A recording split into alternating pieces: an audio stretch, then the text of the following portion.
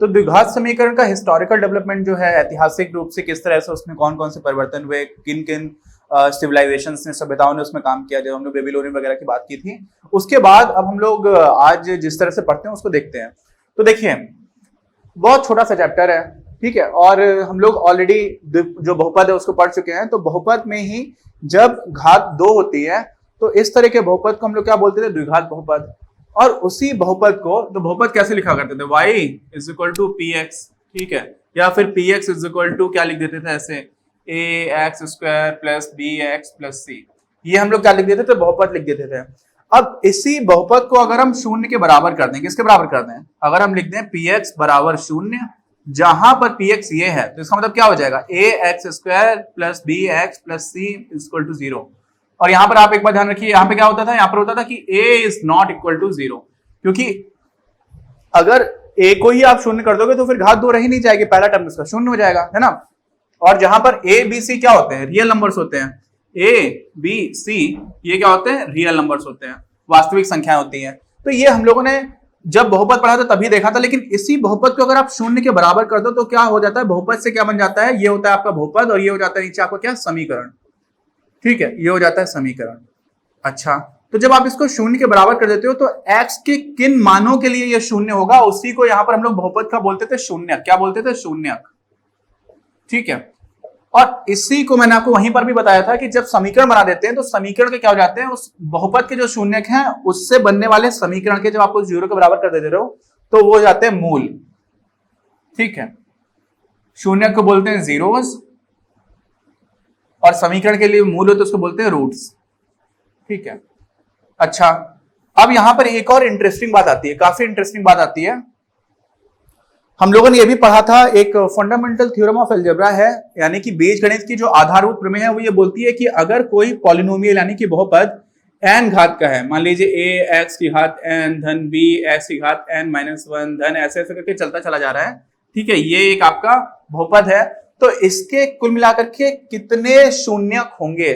शून्यक होने का मतलब क्या हुआ कि जब आप इस बहुपद को शून्य के बराबर कर दोगे तो x के किन किन मानों के लिए शून्य होगा, तो आ जाता था इसके n वास्तविक शून्यक होंगे। कितने होंगे? n, ठीक है। अच्छा, अभी हम लोग देखेंगे कि जैसे मान लीजिए कि एक्स स्क्वायर बराबर 1 है, तो x बराबर क्या हो जाएगा? प्लस माइनस 1, है ना। इसका मतलब क्या हुआ? इसका मतलब ये हुआ कि ये वास्तव में क्या लिखा हुआ? ये लिखा हुआ है एक्स स्क्वायर ऋण 1 बराबर 0। तो ये भी एक द्विघात समीकरण है। यहाँ पर जो सबसे बड़ी घात है 2 है, और उसके बाद से एक घात होना जरूरी नहीं है। जो बहुपद की घात क्या होती है? जो सबसे बड़ी घात है, तो 2 घात का है कि नहीं है? तो यहाँ पर अगर आप x को 1 या ऋण 1 रखोगे तो ये शून्य के बराबर हो जाएगा। तो x के किन मानों के लिए शून्य है? तो प्लस माइनस 1 के लिए शून्य है। 1 भी हो सकता है, ऋण 1 भी हो सकता है। अच्छा, ऐसे ही अगर आपको बोल दूं मैं x ऋण 1 का होल स्क्वायर बराबर 0 है, तो क्या हो जाएगा? तो आप कहोगे x ऋण 1 बराबर 0, क्यों? 0 तो प्लस माइनस में कोई अंतर होता नहीं, आप इसको प्लस माइनस 0 लिखोगे, इसका कोई मतलब नहीं है। तो यहां से आपको x क्या मिला? यहां से आपको मिला है 1, तो यहां से आप कहोगे कि x का 1 ही मान आया। लेकिन आप कहोगे यार ये जो वास्तव में लिखा हुआ है, ये क्या लिखा हुआ है? x माइनस 1 का होल स्क्वायर क्या होता है? x स्क्वायर धन 1 ऋण 2x बराबर 0। तो आप कहोगे कि ये तो 2 घात का समीकरण जब बन रहा है तो इसके 2 रूट निकलने चाहिए, 2 मूल होने चाहिए। तो ये 1 मूल यहां पर आ रहा है। वास्तव में हम इसको बोलते ऐसे हैं कि इसके 2 मूल हैं, लेकिन दोनों मूल बराबर हैं, जो 1 है के बराबर है, ठीक है। 2 मूल है, x बराबर 1 है, ये 1 मूल नहीं है, दूसरा मूल भी इसका x बराबर 1 है। अब आप कहेंगे कि सर यहाँ तो हमें 1 ही दिख रहा है, सीधा सीधा 2 तो दिख नहीं रहा है। तो वो 2 क्यों नहीं दिख रहे हैं, क्यों ऐसे होते हैं? तो एक तो आप समझिए कि हमेशा जो आधारभूत प्रमेय है वो बताती है कि n वास्तविक मूल्य होंगे, n वास्तविक शून्य होंगे, बहुपद है, और अगर वो समीकरण है तो n वास्तविक मूल होंगे। वो कैसे हो जाते हैं ये बहुत ही डिफिकल्ट है और कक्षा 10 में सीधे तौर पर पढ़ाया नहीं जाता है। लेकिन मैं आपको थोड़ा सा आइडिया दे देता हूं कि जब भी हम लोग मूल की बात करते हैं तो होता क्या है, जो आपका द्विघात समीकरण है उसका कुछ इस तरह से आकृति बनती है। तो शून्य क्या होते थे? एक यहाँ पे काट रहा है, आप पिछला जो अध्याय 2 था उसको याद करिए। इसी को जब धीरे धीरे ऊपर खिसकाते चले जाएंगे तो एक पॉइंट आएगा जहां पर ये ऐसे करके टच करके जा रहा होगा। तो हम लोग बोलते क्या है कि ये दोनों बिंदु जैसे आप इसको ऊपर लेते जाओगे ये पास आते जाएंगे, पास आते जाएंगे, पास आते जाएंगे और एक जगह पर कोइंसाइड कर जाएंगे। तो हम बोलते हैं कि दोनों बिंदु मिलकर के एक ही बिंदु पर आ गए और क्योंकि दोनों बिंदु मिलकर के आए हैं इसलिए दोनों अलग अलग रूट्स हुआ करते थे। इसकी एक और इंटरप्रिटेशन है जिसको हम लोग एक मैथमेटिशियन है, टीचर है, वो बोलते हैं फैंटम पॉलिनोमियल्स। क्या बोलते हैं? फैंटम। फैंटम समझते हैं? एक प्रोडक्शन हाउस है मूवीज में, तो वो उसकी स्टार्टिंग आती है फा से फैंटम। फैंटम मतलब होता है कोई चीज ऐसी है जो आपको एग्जिस्ट नहीं करती लेकिन आपको ऐसा लगता है कि वो है। जैसे प्रेत आत्माओं की बात की जाती है, मतलब वो है नहीं लेकिन कई लोग ऐसा मानते हैं कि वो है। ठीक है, भूत प्रेत और इन सब की जो बातें हैं तो उसको ही फैंटम समझ लीजिए। तो फैंटम पॉलिनोमियल, तो यहाँ पर जब हम लोग पैराबोला की बात करते हैं तो बोलते हैं फैंटम पैराबोला, सॉरी पॉलिनोमियल नहीं, फैंटम पैराबोला। ठीक है, फैंटम पॉलिनोमियल नहीं बोलते हैं उसको, फैंटम पैराबोला बोलते हैं। तो उन मैथमेटिशियन का जो लिंक है मैं इस वीडियो के डिस्क्रिप्शन में दे दूंगा, जिसको अच्छा लगेगा पढ़ लेना। बाकी क्योंकि टॉपिक थोड़ा डिफिकल्ट हो जाएगा, अलग हो जाएगा, इसलिए मैं इसको भी छोड़ देता हूं। अच्छा, आपके लिए जो इंपॉर्टेंट है वो क्या है कि जो मूल है आपके समीकरण के वही आपके बहुपद के क्या है? शून्यक है। अच्छा, और जितनी घात का बहुपद होगा, जितनी घात का समीकरण होगा उतने ही मूल आएंगे। अगर बराबर मूल निकल जाता है तो हम ये नहीं बोलते कि इसका एक ही मूल है, हम बोलते हैं इसके दो मूल हैं और दोनों ही बराबर हैं, दोनों ही एक के बराबर है। ठीक है, ये ध्यान रखिएगा, एक मत लिख करके आइएगा। अच्छा, अब इसी पर बेस जो हमारे किताब में पहला एक थोड़ी सी प्रॉब्लम दे रखी है छोटी सी, उसको हल करते हैं।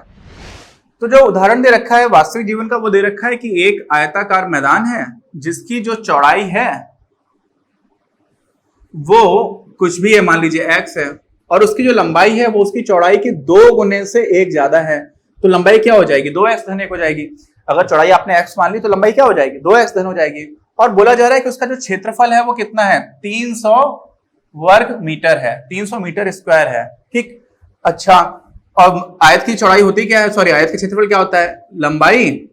लंबाई ये है 2x धन 1, लंबाई गुणे चौड़ाई, ये बराबर कितना है? 300। तो बोला गया है कि इसकी विमाएं ज्ञात करिए।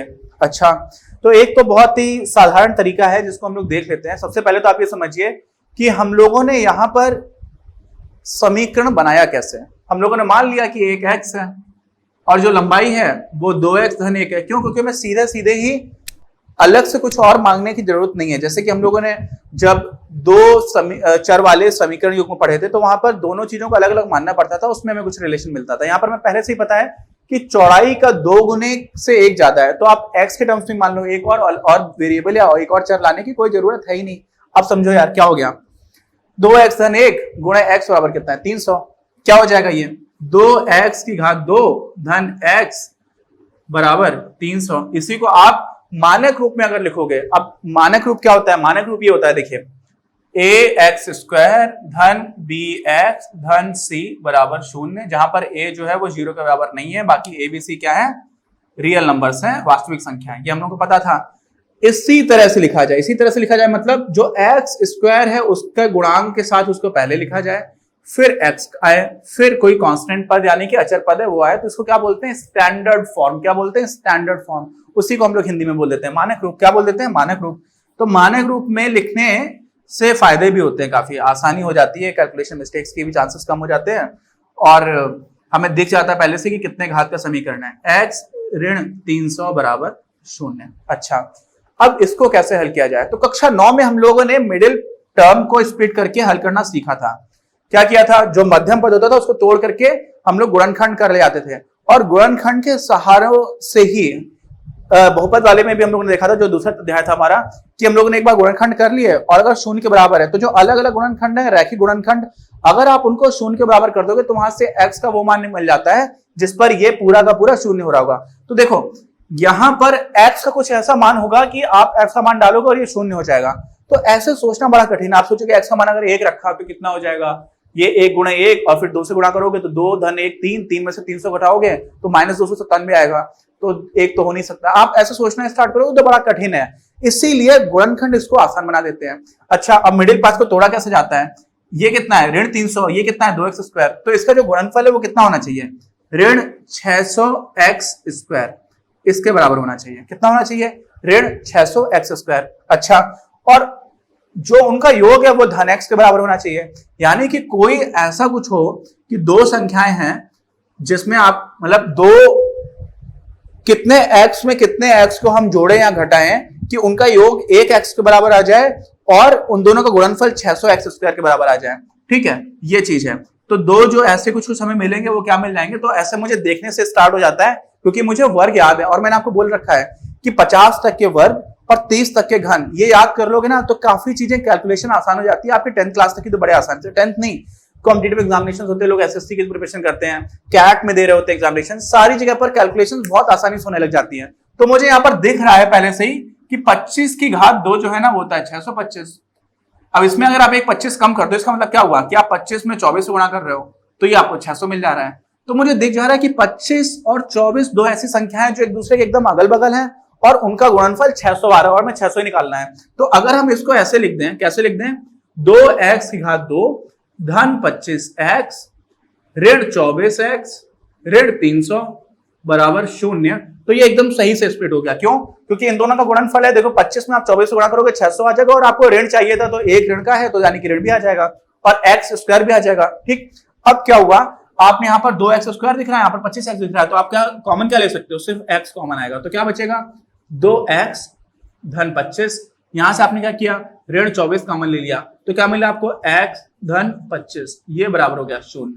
और यहां से देखो क्या हो रहा है, 2x धन 25 को ये सॉरी यहाँ 24 नहीं, यहां पर हम 12 कॉमन लेंगे क्योंकि हमें 2x धन 25 निकालना है और ये वास्तव में 25 नहीं रहेगा, अब 25 हो जाएगा, नहीं तो 24 आप कॉमन लोगे तो बचाएगा 12.5, 12.5 तो निकालना नहीं, 25 लिखना है। तो 2x धन 25 को आपने क्या ले लिया, कॉमन ले लिया, तो आपको दूसरा क्या मिल गया, x ऋण 12, ये बराबर 0। जैसे ही आपको ये मिल जाता है वहां से कहानी बहुत आसान हो जाती है। कैसे कहानी आसान हो जाती है भाई, ये जो लिखा हुआ था, क्या लिखा हुआ था, 2x की घात 2 धन x ऋण 300, यही लिखा हुआ है, ये कुछ और नहीं लिखा हुआ है। 2x धन 25, इसमें आप गुणा करोगे x ऋण 12 से, तो आपको क्या मिल जाएगा, यही चीज मिल जाएगी। और जैसे ही आपको ये मिला वैसे आपका जीवन बड़ा आसान हो गया। क्यों आसान हो गया, क्योंकि ये तो 2 घात का है और ये है 1 घात का, तो 1 घात का है उसको हम लोग क्या बोल देते हैं, रैखिक पद। अब रैखिक पद अगर आप 0 के बराबर कर रहे हो ना, तो वहां से क्या हो जाता है, सीधे सीधे आप 2x धन 25, अब देखो 2 एक संख्या ये है, कोई संख्या है मान लो, और उसमें आप दूसरी संख्या से गुणा कर रहे हो और जो उसका गुणनफल है वो 0 के बराबर आ रहा है, तो 0 कब आ सकता है, ये 0 हो तब भी आ सकता है, या ये 0 हो तब भी आ सकता है। तो x क्या हो सकता है, तो जब इसको आप 0 के बराबर करोगे, किसको, 2x धन 25 को, आपने 2x धन 25 को 0 के बराबर किया, तो यहां से आपको x क्या मिल गया, आपको यहां से x मिल गया ऋण 12.5। अच्छा, तो एक तो आपका ये उत्तर आ गया। दूसरा आपने क्या किया, x ऋण 12, क्या किया, x ऋण 12 को 0 के बराबर किया, तो यहां से आपको x मिल गया 12। ठीक है, दूसरा उत्तर आ गया। तो ये दोनों ही आपके उत्तर हो गए, है ना। अब ये वास्तव में दोनों उत्तर नहीं है। क्यों नहीं है, क्योंकि आप ये समझो, अब यहां पर बहुत महत्वपूर्ण बात है, कई लोगों को समझ में नहीं आती है। हमें क्या दे रखा था, हमें तो दे रखा था भाई, एक आपका आयत है जिसकी जो चौड़ाई है उसकी चौड़ाई से 2 गुना उसकी लंबाई है। ठीक, हमने इसको x मान लिया, हमें x दे नहीं रखा था, हमने x क्या किया, मान लिया। ठीक, उसके बाद से अगर ये x है तो निश्चित रूप से ये 2x धन 1 होगी। क्यों, क्योंकि हमें इन दोनों में ये संबंध दे रखा है कि चौड़ाई के 2 गुने से 1 ज्यादा है, ये भी आपको समझ में आ गया। अब अगर ये चौड़ाई के 2 गुने से 1 ज्यादा है तो आप इन दोनों का अगर गुणा करोगे तो आपको क्षेत्रफल मिल जाएगा, और वो आपको दे रखा है। तो आपने कुछ माना, मान करके एक समीकरण बनाया जो द्विघात समीकरण बन गया। अब द्विघात समीकरण जो बना है ना, उसको बना करके हल करना एक टेक्निक है, हमारी मूल प्रश्न का उत्तर लाना।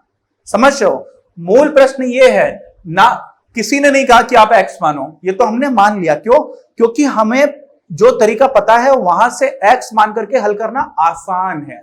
आई बात समझ में, वो तरीका हमें आता है। ऐसे अगर आपको x नहीं मानोगे और आप ऐसे बैठ के सोचो कि यार 300 स्क्वायर मीटर है, और फिर आप बहुत देर तक दिमाग लगाओगे, तब कहीं जाकर के आप उत्तर दे पाओगे।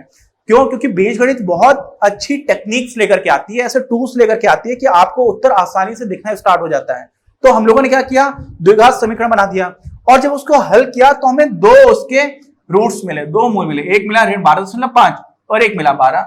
तो क्या ये दोनों उत्तर है, दोनों उत्तर नहीं है। हमेशा ही जो समीकरण बनाने वाला काम है वो तो हमने अपनी सहूलियत के लिए, प्रश्न में थोड़ी बोला गया कि समीकरण बनाओ। आप समझ लो समीकरण हमने क्यों बनाया, क्योंकि वो हमारे लिए आसानी बना रहा है, और आसानी के बाद से उसने हमें एक उत्तर दिया ऋण 12.5 और एक उत्तर दिया 12। अब हमें वापस अपना प्रश्न देखना पड़ेगा, और प्रश्न में हम देखते हैं कि यार हमें लंबाई दे रखी है, तो लंबाई कभी भी ऋणात्मक तो हो नहीं सकती है। हो सकती है क्या, जब लंबाई ऋणात्मक कभी हो नहीं सकती है, तो ये जो हमें उत्तर मिला है अपनी टेक्निक से, ये उत्तर हमारे काम का नहीं है। उत्तर क्या हो जाएगा, उत्तर यहां पर हमारा जो दूसरा में उत्तर दे रखा है ना, वो वाला उत्तर हो जाएगा। और वो कितना दे रखा है 12। तो अगर ये 12 है तो वास्तव में सोचिए ये आपका हो जाएगा 12 मीटर चौड़ाई, और ये कितनी हो जाएगी 12 दूनी 24 और 1 25। तो अब आप 12 का 25 से गुणा करेंगे तो आपको 300 मीटर स्क्वायर मिल जाएगा। यानी कि हमारे काम का उत्तर कौन सा है, ये। तो अगर हम सिर्फ समीकरण को हल करके वास्तविक जीवन में आने वाली समस्याओं का उत्तर मान लेंगे दोनों को ही, तो वो फिर से गलती होगी। क्यों? क्योंकि समीकरण बनाना नहीं बोला गया था प्रश्न में, समीकरण हमने अपनी सहूलियत के लिए बनाया। ये समझना बहुत जरूरी है, ठीक है। तो हम लोगों ने एक बेसिक इंट्रोडक्शन ले लिया है, इसी चैप्टर को आगे कंटिन्यू करेंगे। बहुत छोटा सा चैप्टर है, बहुत जल्दी खत्म हो जाएगा और बहुत आसान भी है, क्योंकि बहुपद हम लोग ऑलरेडी पढ़ चुके हैं और उसी पर आधारित है। मिलते हैं हम लोग अपने अगले वीडियो में। अपनी क्लास का उद्देश्य आप सभी के लिए आप ही की भाषा में गुणवत्तापूर्ण शिक्षा उपलब्ध कराना है। कक्षा 12 तक के सभी प्रमुख विषयों पर हम वीडियोस बना रहे हैं और कुछ विषयों पर वीडियोस आपके अपने चैनल अपनी क्लास की ही अन्य प्लेलिस्ट पर अपलोड भी हो चुके हैं। ज्ञान के प्रकाश से देश को सशक्त बनाने के हमारे इस प्रयास में इस चैनल को सब्सक्राइब करके और लोगों के साथ शेयर करके अपना बहुमूल्य योगदान जरूर दें। पढ़ेगा इंडिया तो बढ़ेगा इंडिया।